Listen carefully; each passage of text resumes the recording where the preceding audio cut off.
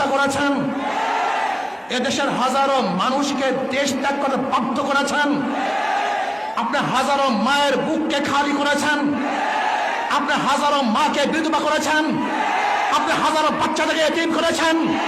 আপনি হাজারো সন্তানকে ঢুকে ঢুকে মারার বাধ্য করেছেন, আপনি দেশ থেকে লুটপাট করার চক্রান্ত করেছেন, আপনি দেশ থেকে বিক্রি করার ষড়যন্ত্র করেছেন। যেরকম ফিলিস্তিনি মানুষরা